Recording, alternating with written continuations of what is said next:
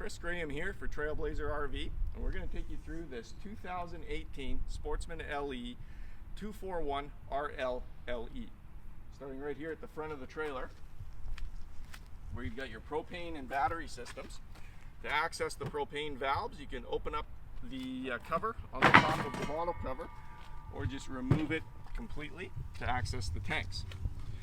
These are two 20-pound propane tanks. Both of these are full right now, and an automatic switch over propane regulator. So you can see right now the supply bottle or supply arrow pointed to this bottle, and the sight glass is red. As I open that valve, the sight glass goes from red to clear, indicating that there's propane in the line. What we recommend is opening both valves. Then the regulator will deplete the supply bottle first, then automatically switch over and start to pull from the reserve bottle. When that happens, that sight glass will turn from clear to red, indicating that the first bottle is empty. You can switch over the regulator to the reserve bottle to remove the first bottle, go and refill it without ever shutting down your propane system. Right behind your propane tanks, you'll find your battery. It's a 12-volt deep cycle RV battery, and you've got two leads, black to negative and red to positive. This particular red has almost an orange tinge to it, but remember that the red-orange wire to positive and black to negative. It's a flooded wet cell battery, so we recommend removing these two caps once or twice a year and checking the fluid level in the cells. If the fluid is a little bit low, and especially if you can see metal plates sticking through the cells, you'll want to top that up with some distilled water. Also recommend removing the battery for winter storage, storing it inside somewhere where it's not going to freeze, and if possible, putting a charge on the battery at some point over the off season. Here around the side, in your pass-through front storage compartment, is where you'll access your water pump.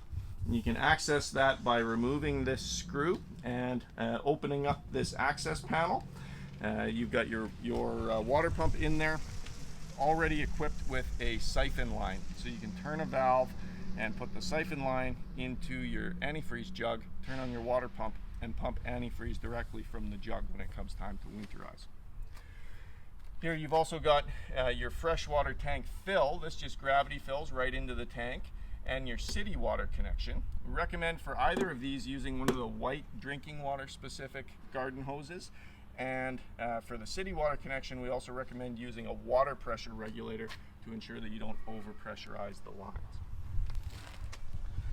Right beneath that is where you'll find your freshwater tank drain. So it's open now, so we know the tank is empty. To drain that tank, just open up the drain valve. Here you've got another hose connection. Do not confuse this one with that one. This is your sewer tank flush system. So when you're dumping your black water holding tanks, which you'll do from right here, you can hook up a water hose to this and it'll spray out the inside of that holding tank. It'll spray off the walls of the tank and the monitor probes, helping keep your monitor panel reading accurately. When you're dumping your tanks, always dump the black tank first. That's the larger black valve. Once that's finished dumping, you can close this valve and open your smaller gray valve to use your sink and shower water, your gray water, to kind of flush the contents through the sewer hose. You'll always want to, for travel, put the cap back on. We include a 20-foot medium heavy-duty sewer hose. It's stored right now in the rear bumper.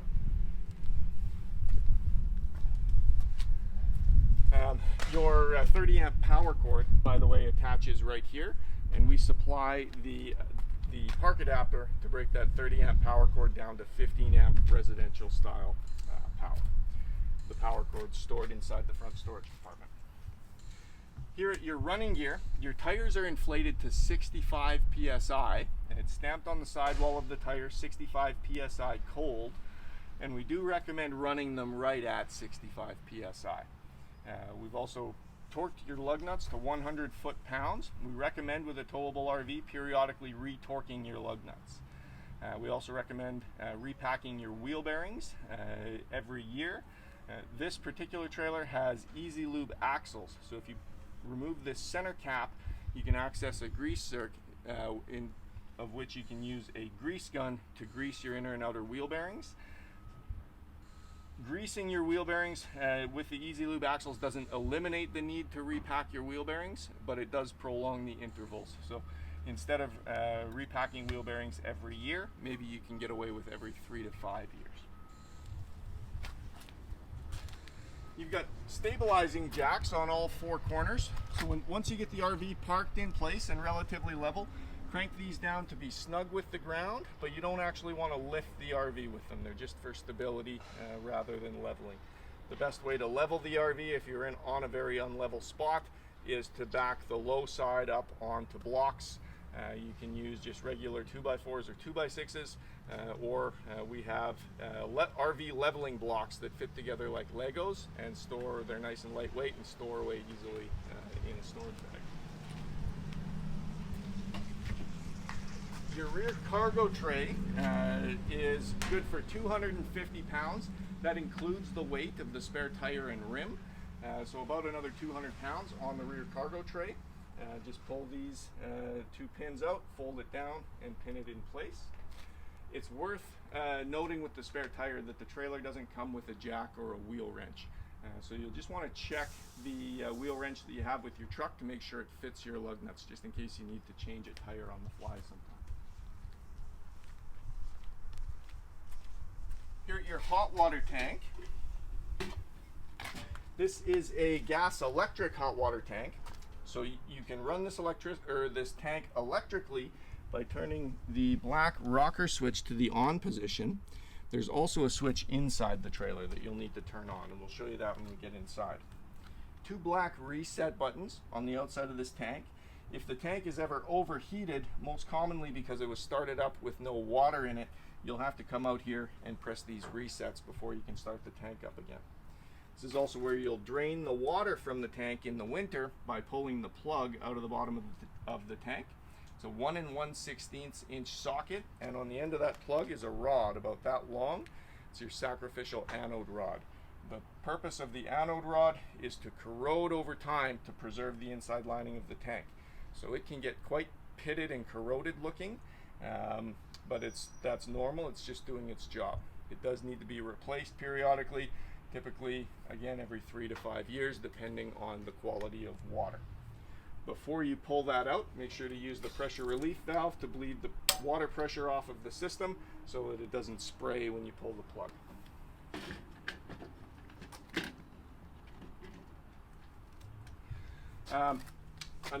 A couple more vents here. Your fridge vent can be removed to access the back of the fridge for cleaning and maintenance, but mostly just a vent. The fridge needs some air circulation to work properly. And your furnace vent, and this can get very hot, so just make sure if there's young kids around the RV, they know not to touch this, and it's also not the best place to put your table under your awning because it does get very hot. Speaking of the awning, it's the Solera Smart Arm awning. So this awning can be controlled from inside the trailer or outside. To control from outside, you have to unlock the panel by pressing and holding the unlock button until the green light comes on. Then you can extend the awning using the touch panel. So the awning extends 8 feet, and it doesn't have to go the full 8 feet. You can stop it at any point if there's a tree or another RV in the way. Once it's extended, it's also a height adjustable awning, and this is the easiest awning to adjust the height on. This lower arm, you just reach up and pull down on that arm to adjust the height of the awning. Before you put the awning back in, we recommend putting both sides up to full height to ensure that the awning rolls up straight on the roller tube. The Smart Arm awning has a couple of optional features. The motion sensor, this is for the awning light. So if you press and hold the button, That will oh, and there's 3 different brightness intensities on the awning as well. You can activate the automatic motion sensor, and then there is also an optional wind sensor on this one. 3 settings for the wind speed, low, medium, and high. And remember, you do have to turn that on. That doesn't come on automatically by default. So you make sure to use that if you want to use your wind sensor. With the wind sensor on the power awnings, they're great to have, but we don't recommend trusting it and leaving the awning out when you go away from the trailer. If there's a potential for the wind to come up and do some damage, the best thing to do is just to bring the awning in. To extend your entry door step, grab with 2 hands under the bar. The first step slides, second step rolls, and the third step flips. So flip, roll, slide.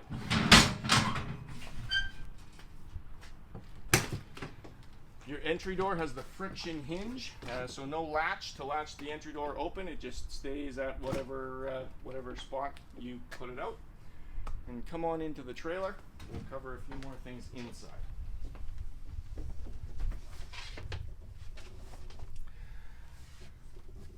Right here at the entry door is where you'll find your inside awning controls.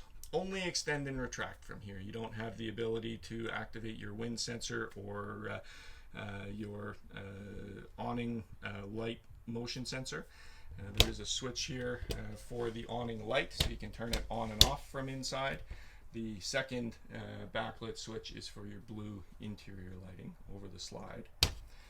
To extend that slide, just press and hold the slide room out button. It's an electric rack and pinion slide mechanism, so it drives from the bottom. It extends a full 3 feet. Once it's fully extended, you'll hear a ratcheting sound. That's how you know it's reached the end of its travel.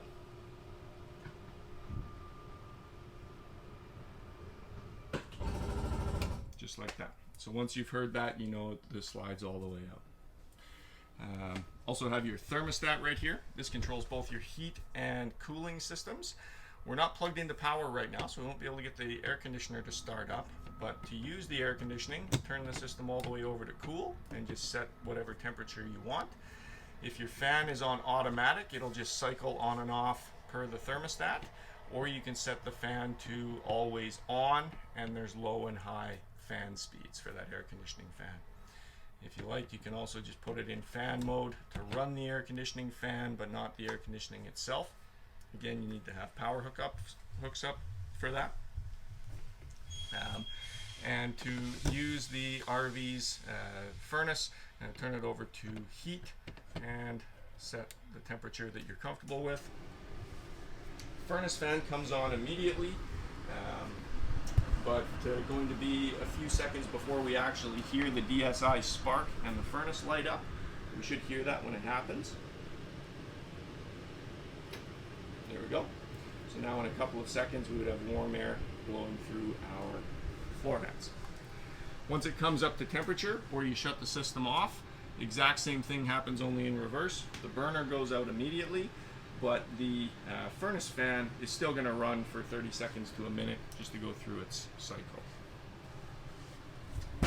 Down here near the floor is your combination propane leak and carbon monoxide detector. So this will actually do 3 things. It will alert you to a potential propane leak. However, if you had a propane leak, you would almost certainly smell the propane before the alarm goes off. It could also alert you to a carbon monoxide situation, in which case you wouldn't smell anything. And the third thing that this will do is alert you to a low voltage situation. It's wired into the RV's 12-volt electrical system, so if your RV battery gets very low, this will alarm to alert you to that low voltage, just like a smoke detector does when its battery is going low. Right across the hallway from that is your power converter. This is the power center for the entire trailer, so you can see all of your 12-volt circuits protected by fuses and all of your 110-volt circuits by breakers. You've got 15, 20, and 40 amp fuses in this one, so not a bad idea to just have some spare fuses on hand. It's not uncommon in an RV to blow a fuse, so if you need to change one at a campground, it's a good idea to have some spares.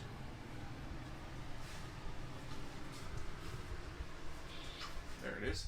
So you had your propane carbon monoxide detector down low, smoke detector up high, and the smoke detector is not wired into the RV's electrical system, so it has its own 9-volt battery. You'll want to check that battery periodically using the test button.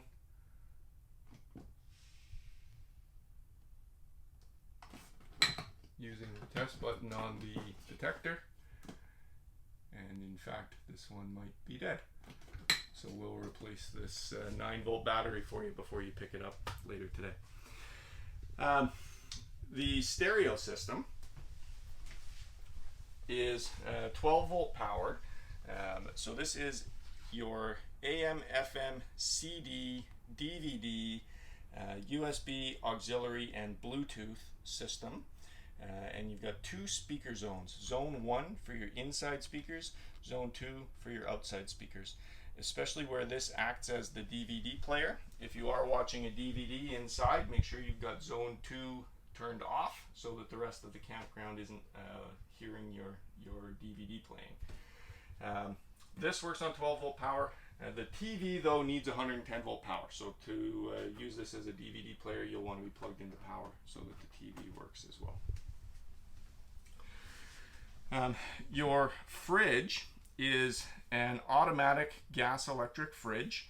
To turn it on, just press the on button, and we recommend always leaving it in A mode for automatic.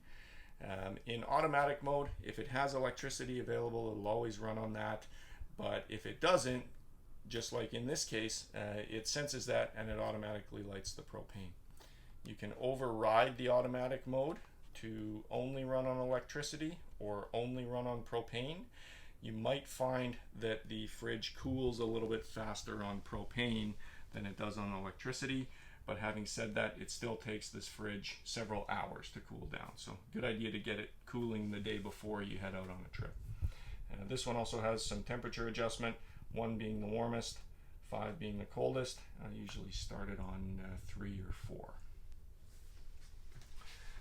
Here at your stovetop, you've got 3 propane burners and an automatic, or not an automatic, but a piezo sparker here to light all 3 burners. Always recommend the first thing you should do when you replace a propane tank or have your propane system disconnected for any reason is come in here and light all 3 of these burners.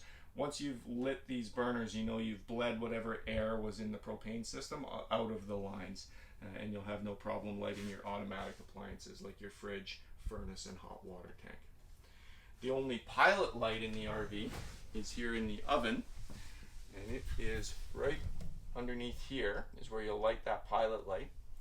To light the pilot, turn the oven knob over to pilot on, push in on the knob and light the pilot. Once you see a pilot flame, continue to hold the knob in for 10 or 15 seconds before turning it up to temperature. That'll give the thermocouple time to heat up.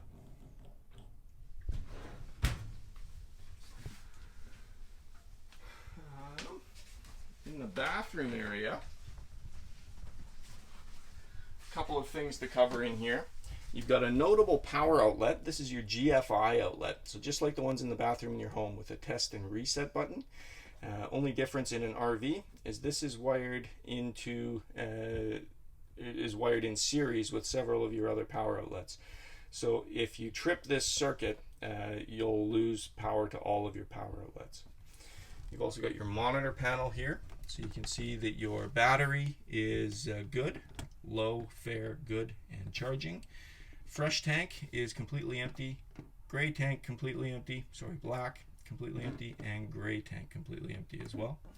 This is also where you'll activate your water pump. If you're operating from your fresh water tank, you'll have to have that water pump turned on to get water from your taps. And also where you'll activate your hot water tank. So if you're plugged into power, you can run the tank on electricity, Remember, if you're running the tank on electricity, you'll also have to have that second black switch on the outside of the tank turned on, or on propane.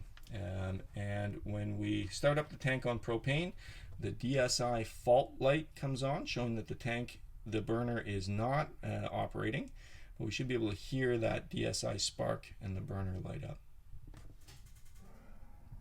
Just like so. I don't know if you could hear that in the video, but now that the burner is burning, and in 20 to 25 minutes we would have hot water from our hot water tank.